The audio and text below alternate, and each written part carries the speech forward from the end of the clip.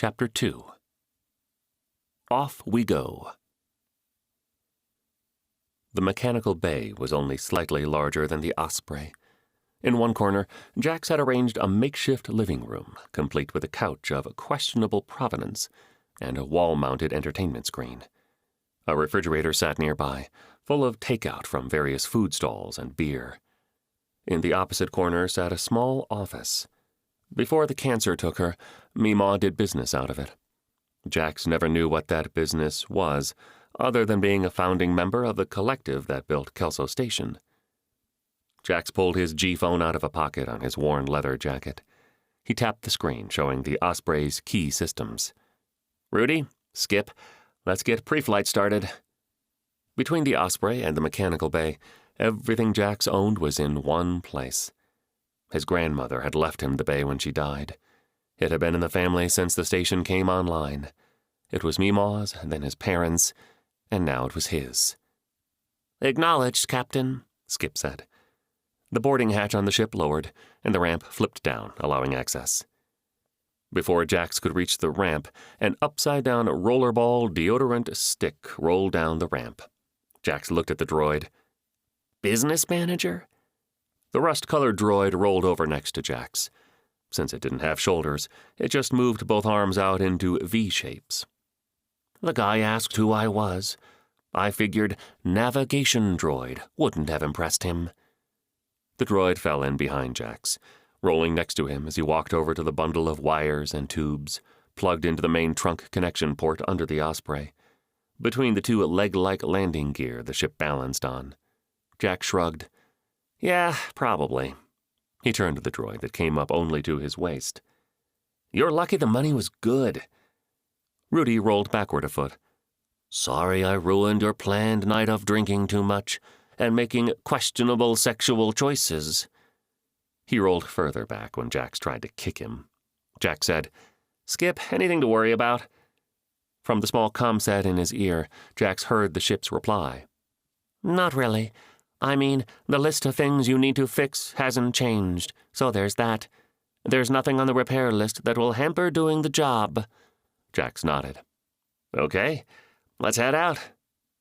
As he and Rudy reached the ramp, the bundle of tubes and wiring disconnected, falling to the floor before being automatically retracted into the wall of the bay. Rudy spun his squat cylindrical head to look at the trunk lines now pulling toward the wall, something brown and runny spilling out of one of the tubes. "You know, this bay wouldn't smell so bad if you disconnect the trunk lines yourself, instead of letting them hit the floor like that." Jax got to the top of the ramp and looked back at his small mechanical friend. "Yeah, but then I'd get that shit all over me." Rudy sighed as he cleared the threshold to the small boarding area, the ramp folding as it rose. He moved to the staircase that led up to the decks above. The center of the circular staircase was empty, and just big enough for Rudy to enter. By controlling the ship's artificial gravity within the slim column, Rudy could zip between decks with ease. He left Jax behind as he headed up. "Skip, get us cleared for departure," Jax said as he headed up the stairs. By the time he got to the next deck, taking in the mostly empty cargo hold, Skip said, "We're cleared for departure, Jax." "Be right up," Jax said, rounding the corner to take the stairs up. The flight deck of the Osprey wasn't that big. Not that it mattered to Jax, since it was just him and the droids. He didn't enjoy having people around, let alone up on the flight deck. He dropped into the forward pilot station and looked out the wraparound transparent viewport. He turned to look at Rudy, who had plugged himself into the portside crew station. "Ready?" The droid's head swiveled. "Yup." Several orange strobe lights began flashing as the mechanical bay outer door slid apart. "That view doesn't get old," Jax said, staring out at the black of space beyond the mechanical bay. As the heavy doors slid apart, a blue outline became visible just beyond them. The static atmosphere shield kept air in but let ships and people, if they wanted to, pass right through. A marvel of science. Pre-Empire science. Welcome to Mariposa. Exiting wormhole now, Jack said, as the countdown on his console hit 0, and the Osprey exited the wormhole she had been traveling through for 3 days. They were still trillions of kilometers from the planet Mariposa, near the outer planets. Mariposa was a dot not easily distinguishable from the surrounding stars. "You don't need to announce it, you know," Skip said. Jax made a face. Rudy rolled away from his station. "We're about 10 hours from orbit." Jax turned his chair around. "Skip, you got the helm?" "Of course I do. I have the helm even when you're sitting at the controls," the ship's SI replied. "Okay, that's a little rude," Jack said from the top of the stairs. "You're a horrible pilot," the ship replied. "And you don't repair dents when you cause them." "I'm going to bed," Jack said, leaving the flight deck. An alarm screamed through Jax's quarters, causing him to damn near levitate out of his bed. What's wrong?" He rolled and fell out of bed, landing in a pile of discarded clothes. The alarm stopped, and the lights came on. Skip said, "Nothing is wrong. We're about 10 minutes from orbit." Jack sat up, still on the floor. "You needed to sound an alarm for that?" "No, but it was funny," the speaker in the ceiling replied. When Jax opened the hatch to his quarters, he ran into a wall of matte black combat droid. He nearly fell backward. "Damn, Bax, what are you doing?" Jax asked. The droid looked down. "I wanted to hear you fall out of your bed." The droid stepped aside so Jax could pass. "You were right, Skip. That was funny." "Never gets old," the speaker in the corridor ceiling replied. "I hate you both, stupid metalheads," Jack said. He stopped by the small kitchenette and grabbed a beer from the fridge, checking the time on his G-phone to ensure it wasn't too early in the day for a drink. As he entered the flight deck from the stairwell, he said, "Skip, you have the coordinates for the camp?" "Rudy sent them over. We're on target. Do you want to take over?" the SI asked as Jax sat down in the pilot's chair. Jax dropped his beer into a cup holder he had bolted to the console. As he grabbed the flight controls, he said, "Yeah, I'll take over." He looked over his shoulder to where Rudy was plugged into his console. "Keep an eye out. I know the imps pulled out, but I'm guessing someone still has air or space monitoring," he added. "Anyone trying to talk to us?" "Roger, roger," Rudy quipped. Skip said, "Not a peep. I'm picking up chatter here and there, but looks like whoever decided the aid workers didn't need a comm satellite also decided no one else did. There aren't many in orbit," he added. "Lots of debris, though." The Osprey entered the atmosphere with a lurch, her shields angled to deflect as much of the atmosphere as possible. Plasma streamers formed along the forward shields. As the small scout vessel pushed deeper into the atmosphere, she rattled and bumped. Jax grabbed his beer and took a long pull, before driving the ship hard to starboard, so they'd overfly the target area from high up. Wonder what the imps wanted with this place. Scrub and grassland as far as the eye can see. Rudy offered, "I think that's what the Imperials wanted. According to the Wiki Galaxia, most of Mariposa's landmass is immensely arable. The colony is only 10 years old, so they've only really settled about 1/30th of the planet. Given another few decades, this planet should be capable of feeding a significant portion of the Empire." After a slight pause, "Assuming they don't annihilate themselves first." Jax nodded, watching the ground approach as the Osprey descended. The aid camp was just becoming visible in a valley a few kilometers from the capital. As they overflew the capital, he said, "Damn, that's bigger than I thought it'd be." What the capital lacked in skyscrapers, it made up for in sprawl. The city was easily 2 kilometers wide. I mean, geez, is it windy here or something? These people afraid of heights?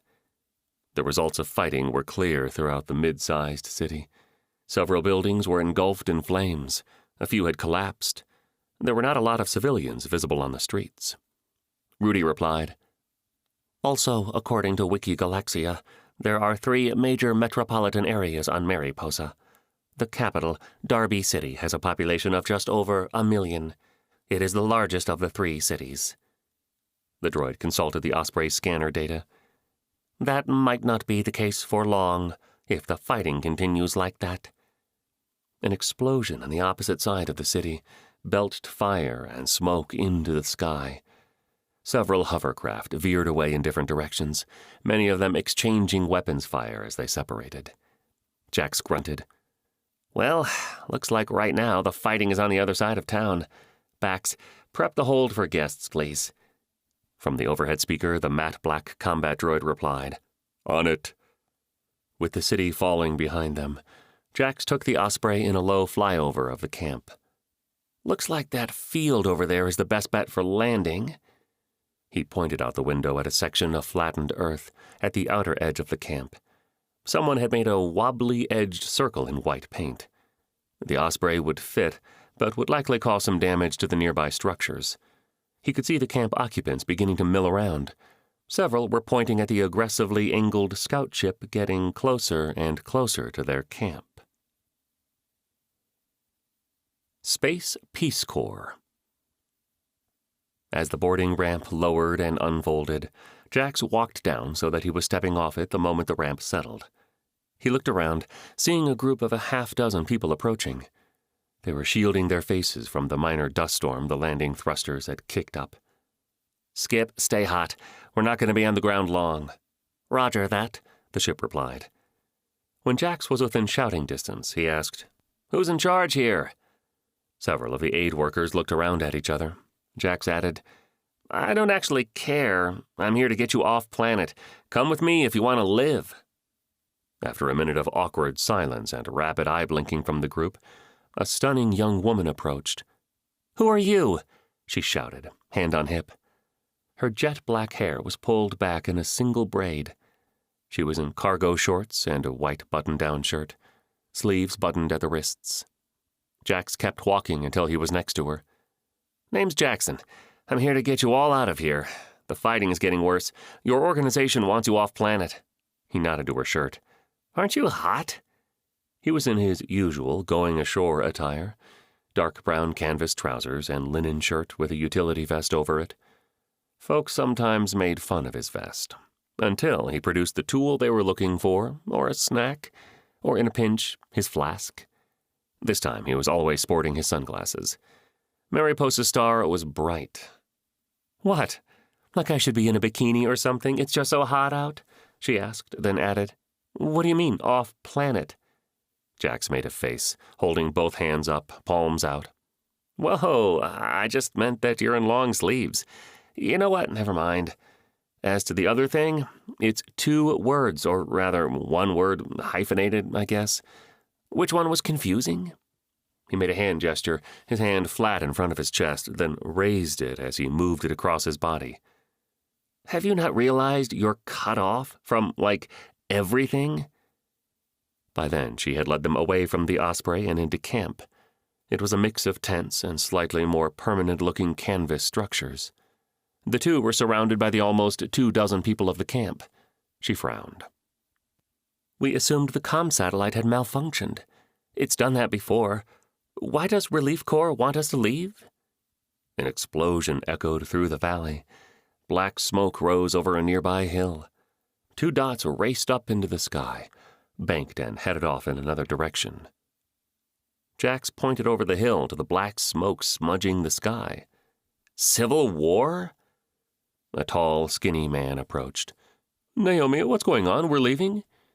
He removed a pair of glasses and rubbed the lenses with his dirty t-shirt. Naomi looked at the newcomer, then Jax, and back. No, Martin, we're not leave... Jax interrupted. Yes, Martin, you are leaving. He looked at Martin, then the group that had followed them from the landing area back into camp, and grown by almost a dozen. Pack your shit, take only what you can carry. The Osprey isn't that big. Grab your personal effects and head for my... Naomi held a hand up. Excuse me, she glared at Jax. We need to discuss this. A flush began creeping up Jax's cheeks. He shook his head. No time for committee meetings, sorry. He reached into a thigh pocket on his trousers, pulling out a small data tablet. Here, he handed Naomi the device. Jax noticed that it turned on before she tapped the screen to wake it. She scanned the screen, scrolled, scowled, and scrolled some more, scowled some more. She lowered the device and looked at Martin as she offered it to him. "I guess we're leaving. Everyone, do as this guy says." She hitched a thumb at Jax. Martin scanned the tablet. "Ah, yes, do as he says. It looks like Relief Corps has recalled us." From the earpiece in Jax's ear, Rudy said, "Jax, I've been listening to the local comms.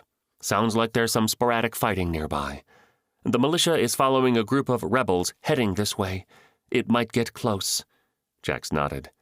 "Copy that. Stay on top of it." The comms clicked, so he knew Rudy acknowledged. He looked at the mostly still standing around aid workers. "Move your asses," he barked. Everyone scrambled. He looked at Naomi, eyebrow raised. She moved to follow her colleagues, Martin in tow. He turned and started toward the Osprey, still unsure who was in charge of these folks, but certain he didn't like the bossy, black-haired woman. 5 minutes later, the first of the aid workers were filing toward the field where the Osprey was parked. Jax waved them toward the waiting ship. He tapped his earpiece. "Baxter, help get our guests situated. It's going to be a tight fit." "Copy that, boss," the deep voice of the combat droid replied. Naomi walked up to Jax. "Everyone else is packing up. We haven't gotten a hold of Ingrid, though." She looked up at the ship. Did her eyes just flicker? "Valerian Co-op Infiltrator, Model 5. "Who's Ingrid? Why do I care?" He met her eye. "Good eye. Osprey's been in the family a long time." He looked over her shoulder at the few stragglers still heading for the Osprey. "There are reports of fighting nearby." Something not very far away exploded, the fireball visible over a low rise. He shrugged. "Maybe she's dead." Naomi didn't even flinch. She turned, pointing. "I think she went to the solar farm. The static discharge vanes play havoc with our local comms." She turned. "Come on, space boy." "I think I'm probably older than you," he said, falling into step. "Debatable." She didn't slow down. In fact, she moved into an easy jog. As he ran, he tapped his earpiece. "Skip, keep the engines running and be ready on weapons." "Copy that, boss," the ship replied.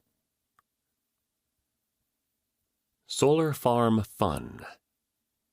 The solar farm spread out for nearly a kilometer in concentric circles and resembled a metal forest. Each articulating collector sprouted thin metal filaments that must have been the static discharge vanes Naomi had mentioned. As the sun moved, the large, flat panes rotated and tilted, tracking it.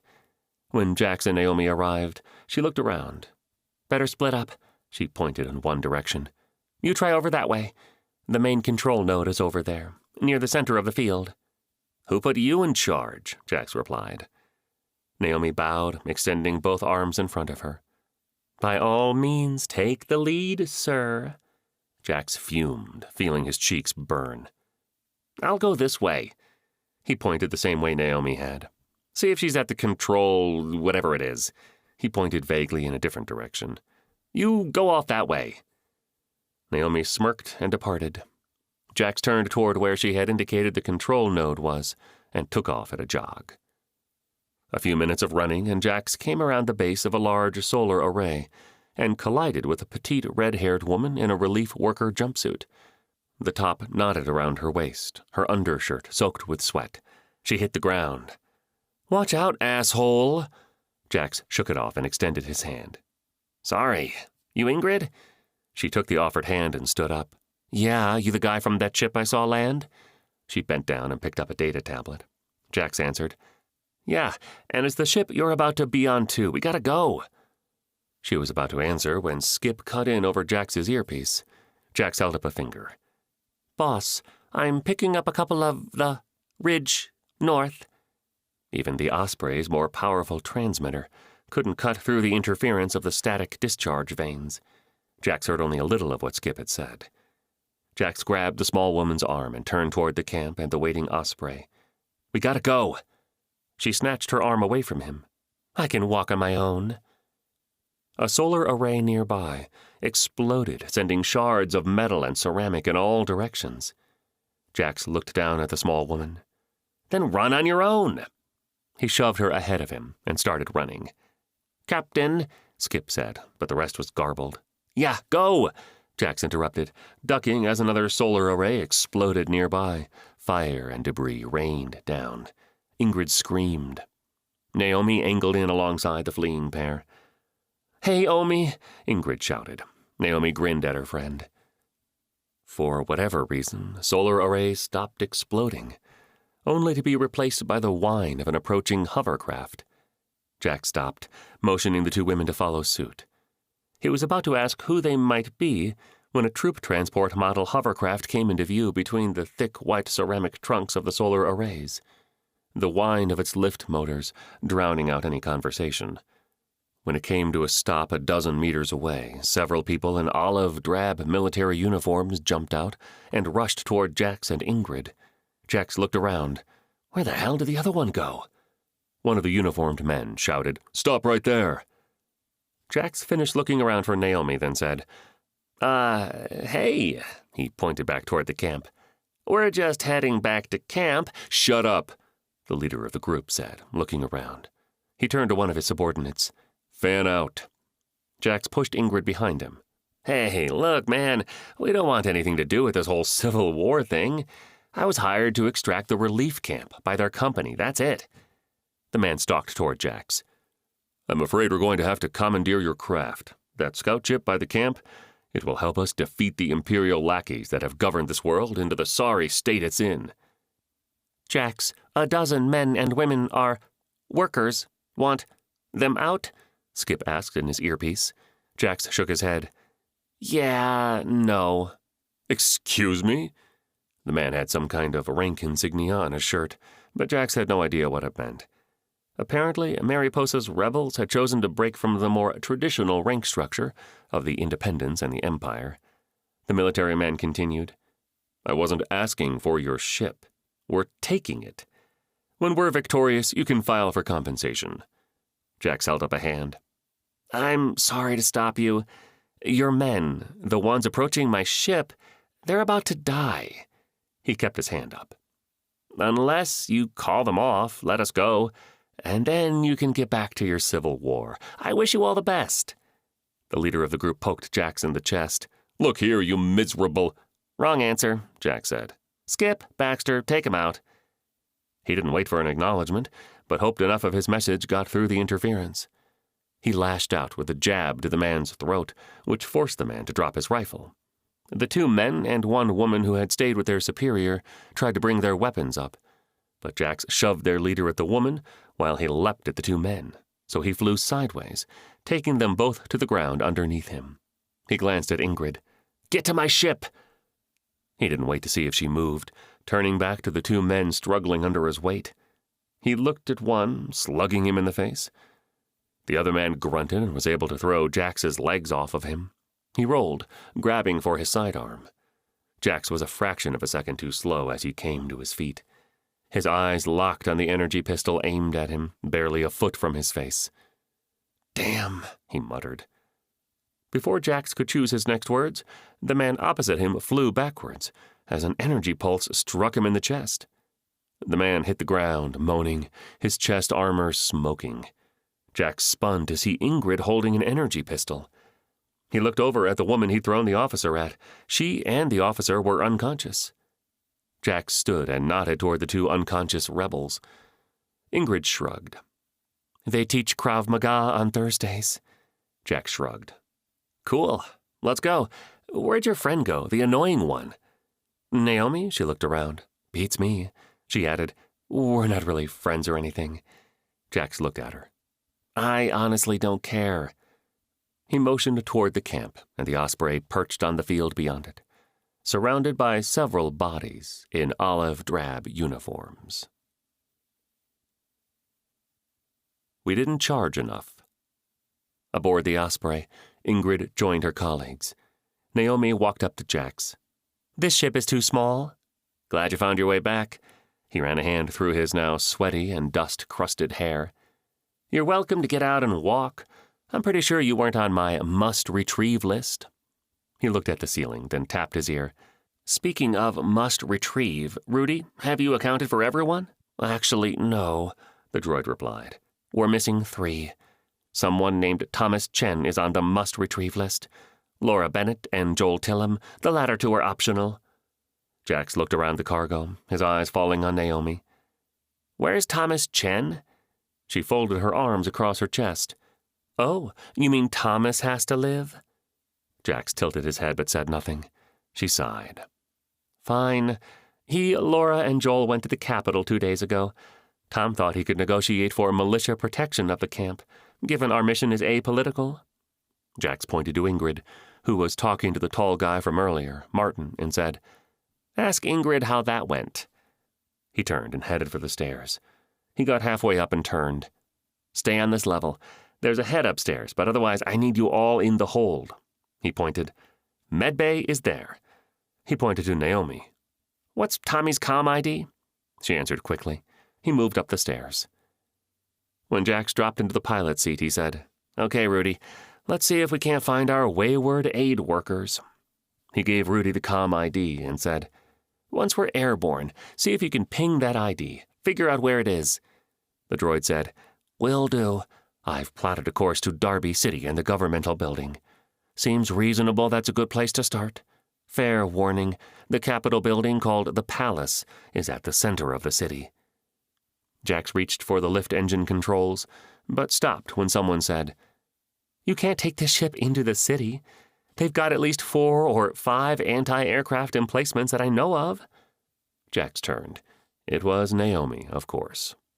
"And how do you know that?" he asked. The black-haired woman shrugged. "I keep my eyes open."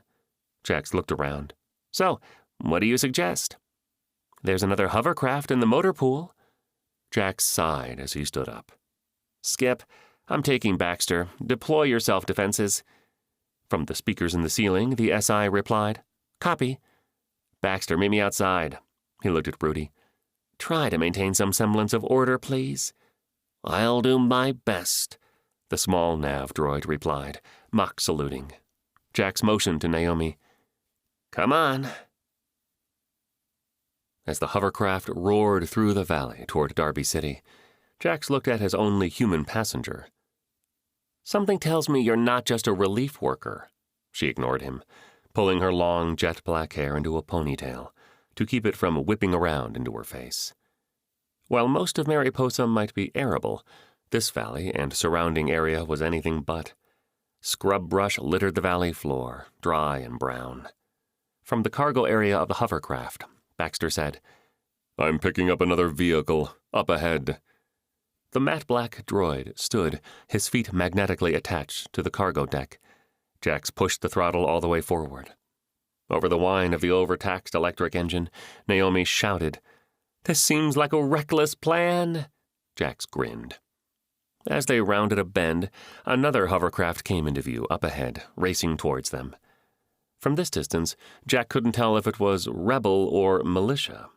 In the cargo bed, Baxter raised his forearms as panels raised and barrels extended, revealing blasters. From his back, 2-foot-long barrels deployed, then swung around to face forward. Rail guns. Jax wasn't sure if Baxter could tell who the occupants of the hovercraft were or not, but didn't really care. Baxter opened fire, and less than a minute later, they sped past the burned, gory remains of the hovercraft and its occupants. What was left of them? What the combat droid's railguns lacked in range, they made up for in destructive power. By the time they sped by, the railguns were stowed and Baxter's forearms looked innocuous again. Naomi looked over her shoulder, then to Jax. "He's handy." Jax was grinning. She continued, "I'm thinking we stash this thing somewhere a few blocks from the palace. It'll be easier to get close on foot. The last bit of news we had was that the rebels had taken the district around the government building." She hitched a thumb over her shoulder. "Especially with him. We get in, get Thomas and the others, and get back to the hovercraft. We're not the ones the rebels want, so I doubt they'll pursue, so long as we don't cause too much trouble. Getting past them, however," she trailed off. They rounded another bend in the trail and found themselves in the outskirts of Darby City. Small one-story cinder block and prefab buildings formed streets. From that close, it was obvious the fighting had taken its toll. How long has this been going on? Jax asked. Naomi was looking around as they passed one burned-out building after another. About a month. There have been rebels here as long as the colony has existed, as far as I know. This particular group has been active about 2 months. But when the Empire pulled up stakes, the rebels made their push. The militia and the governor thought they were untouchable. Shock troopers at the door helped with that. She smiled a sad smile. They found out the hard way that their authority was just an extension of the Empire. Why'd the imps pull out? They passed a squat building that said daycare in colorful, differently shaped letters. A fire had gutted the building.